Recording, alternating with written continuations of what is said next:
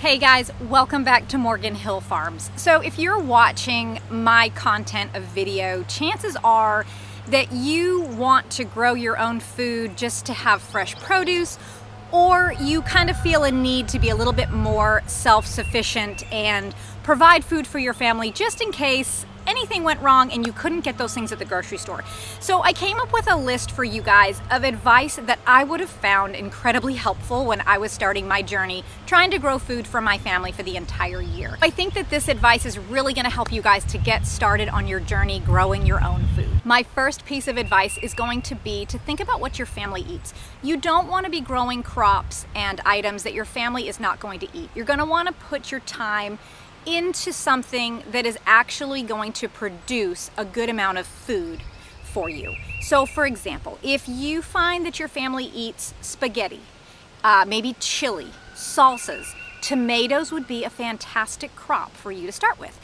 Maybe you find that you're opening a couple of cans of green beans every week. So green beans would be something really, really helpful to grow. Or what about potatoes? You know, do you find that your kids always want to have French fries when you make hamburgers? Or maybe you guys do loaded baked potatoes. Potatoes are another great one. So don't grow what you don't eat, because you'll just end up wasting a huge amount of time. And then when that food comes in, you won't eat it and it will just go to waste. One thing that I decided to grow last year was blue butterfly peas. I thought, man, it makes a beautiful blue tea, and I thought it would be really whimsical for the girls. You can add any acid to that, like lemon juice, and it will actually turn that blue tea pink. And so I thought that'd be really sweet for my kids to have blue butterfly lemonade in the garden, and kind of sweet for the girls and stuff.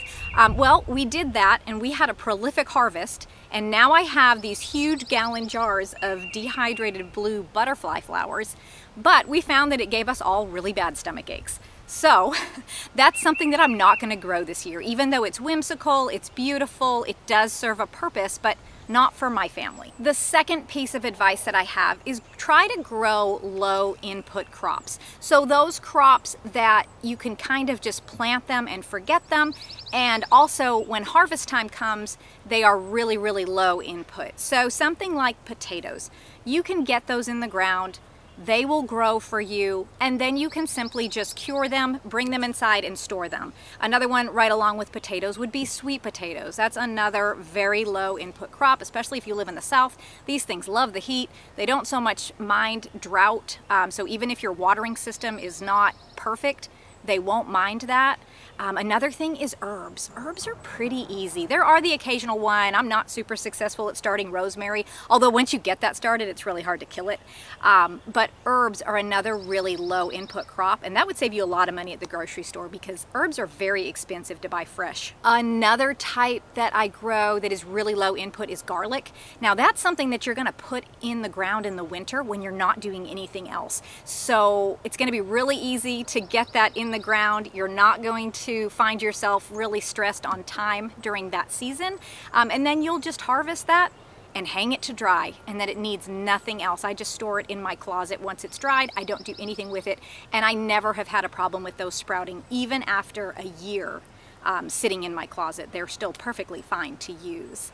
And the last one would be perennials. So perennials are things that are going to come back year after year, and you don't have to replant that. They're just going to pop back up in your garden. So things like asparagus, a lot of your berries are perennials. Let's see, artichokes, if your family eats a lot of artichokes. And then you have some things that are like self-sowing. So for example, if you're growing calendula, which is more for medicinal purposes, a lot of times that will just kind of spread its seeds in the fall time, and then that will come back up in the summertime. So those things that you don't have to worry about replanting the next season are going to be great. Another thing that you can do to help yourselves get on the journey of growing your own food is to talk to people at local garden centers. So I have embarrassed my kids many, many times by doing this. I'll just kind of hang out there and wait and see if I see somebody gathering maybe a bunch of bags of soil or maybe some amendments or seeds. And I just kind of go up to them and say, oh, you know, do you have a garden? Do you grow? What do you grow? Oh, how do you preserve that? Or I'll say, you know, have you ever grown carrots before? I have a really hard time growing carrots. And until I asked that question at my local farmer center, I had such bad luck with carrots until one of the gentlemen said to me, you know what, mix your seeds with sand. And then go ahead and sprinkle that sand on your garden bed, and then just lightly go over it with your hand, and then cover it with wet cardboard until it germinates. So this year was my first year being successful at growing carrots. You can learn a wealth of knowledge from people.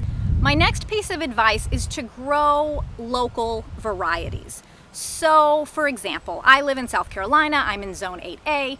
I am not going to grow an Alaskan pea, because that pea has been bred to grow in a super cold climate, and I just don't have that here. Another thing with some of your iceberg lettuces, you know, those varieties I won't grow here because they're not going to be successful. But okra, I'll grow that here. In Maine, they're probably not growing that one. I also know that brassicas here in the south in the springtime are pretty much a no-no. You really want to get the bulk of those in the ground in the fall time so that they'll produce when the temperatures are cooler. But this year I am trialing some varieties that have been specifically bred for a summer harvest in a hot climate. And I also know that I can grow cabbage in the summer if I choose a variety that is very quick to produce, like a 60-day head instead of a 120-day head. Also, if you can find a local seed producer. Now, not somebody who's bringing seed in from other parts of the country and then reselling that, but somebody who is actually getting their seeds from local producers. So for example, there's a company called Southern Seed Exchange, and they specialize in seeds that will grow very well in the mid-Atlantic region of the United States as well as the southeastern states. So those are going to be great assets for you guys, and they're going to have information specifically tailored to your growing climate.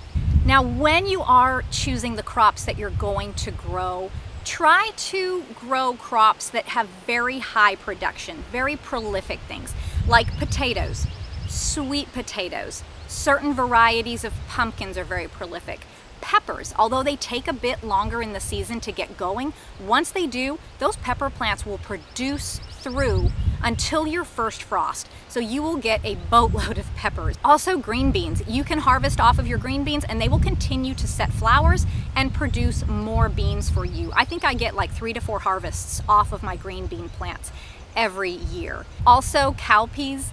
Those are super great producers too. They don't mind drought. They don't mind the heat down here. The pests don't bother those, and I know that I'm going to get a great harvest every year. I've never had an unsuccessful year with cowpeas, and I honestly have never heard of anybody having a problem growing cowpeas. So try to choose those crops that are going to give you the best success and give you the most food for what you're planting. Another one would also be zucchini. Zucchini is very prolific. Not so much for me. I don't do great with zucchini, but a lot of people are totally overloaded with zucchini in the summertime.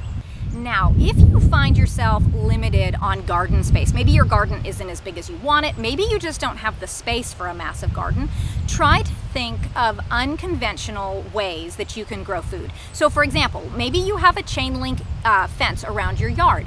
That could serve as a trellis if you just dug out an area below that or beside that and filled it with some good quality soil, or you could even grow in containers right there. Also, you can think about vertical gardening. So I have green stalks that I grow in up at the house, just because it's really easy to grab the food right out of there when I'm making dinner. So I do things like lettuces and herbs and a lot of greens in those, just because it's convenient. But if you're limited on space, you can grow things like tomatoes, green beans, peas, carrots, potatoes. You can do a whole bunch of stuff in vertical gardening. Another thing you can do is plant in your landscape. So up at the house, around the majority of our house, we have wood chip beds, and we have a lot of decorative plants. But over the years, as the wood chips have composted down, they have created a great soil medium. And just by accident, I had a bunch of volunteer sunflowers come up last year in those beds, as well as volunteer watermelons where my kids had just spit seeds. And those were the best producing plants, those watermelon. They produced the biggest, juiciest, sweetest watermelons. So that's where I'm gonna grow my watermelons this year. I'm not gonna take up space in my main garden. I'm just gonna put it up by the house and not worry about it, because I know that it did fantastic there last year, and I was able to save seeds from those. So I know I'm gonna have a good, healthy plant. Also, think of containers, grow bags, 5-gallon buckets, old nursery pots. Anything like that is gonna help you to increase the space that you have to grow things. Another unconventional way to grow is by growing things inside during the winter. Now, I don't do a whole lot of this, but this past winter I was successful growing basil through the whole winter. I just put it under my grow lights and I was able to have fresh basil on my marinara sauce and on our tomato soups.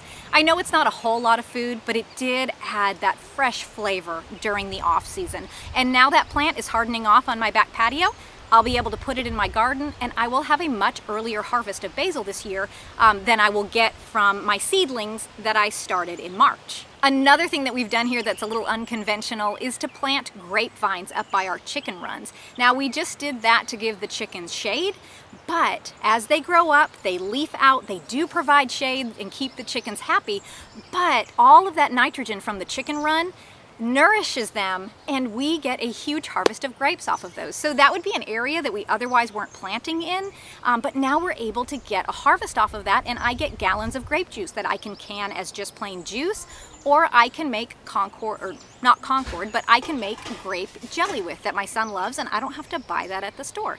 So just kind of think of different ways that you can plant, different areas you can plant, and just try it out. If you fail, you fail, but if you're successful, then you'll know for the coming season. Next, I would say, don't do everything perfect. So I'm very type A, and I like to have everything just perfect. The exact way that I see it in my mind is how I want to see it in real life, and that's not helpful when you're starting out growing. Just know that you don't have to have a soil blocker. You don't have to make your own soil mix. You don't have to start your own seeds. Now, is all that information and doing that stuff helpful for your knowledge and your skills? Yeah, of course it is.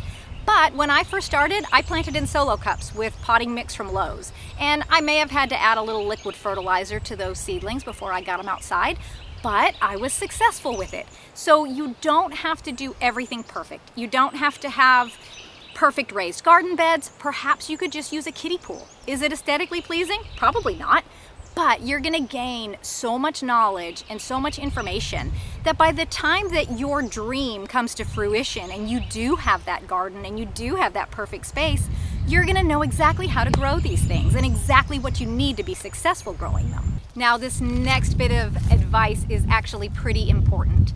Make sure that you have a plan with what you're going to do with your harvest when you bring it up to your house. If you are waiting till you're harvesting that huge 5-gallon bucket of tomatoes and then you're gonna go research marinara recipes or salsa recipes, you are going to be so stressed out, and you may even find that some of your produce spoils because you're not able to preserve it immediately.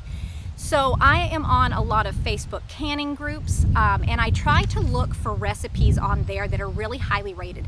Things that have a ton of comments of people saying, hey, I tried this and I love this recipe. This is the best, you know, and you will get so much information that way. Also, YouTube video recommending books that people like for preservation, and recipes that they love and they use and they just rave about. Also, gardening groups on Facebook are really good too, specifically if they're in your area.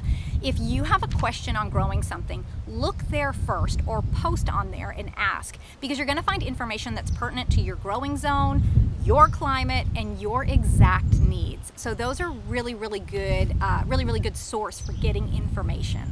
And my last bit of advice is just to say, just start. There is so much information out there that it can be paralyzing, and it was for me for a long time.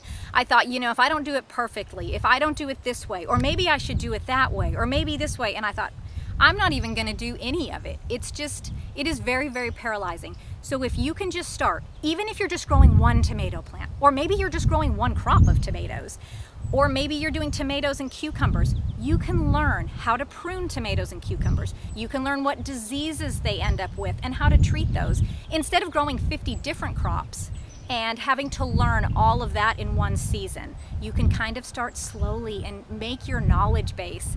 It'll be a much more pleasant gardening experience for you.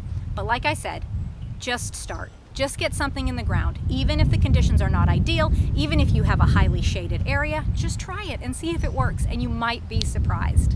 Okay guys, well, I hope you found this information helpful. Hopefully you guys are gonna take the leap this year and grow food for your family, or maybe you're already doing that, but you're working towards a year's worth of food. I really hope that this helped you. If you have any questions, please leave them below, or comments, or maybe you have a piece of advice that would have been super helpful for you to have known when you were starting out. That would be awesome to leave below so that we can all learn from that. But thank you guys so much for hanging out with me today, and I hope you have a great rest of your day.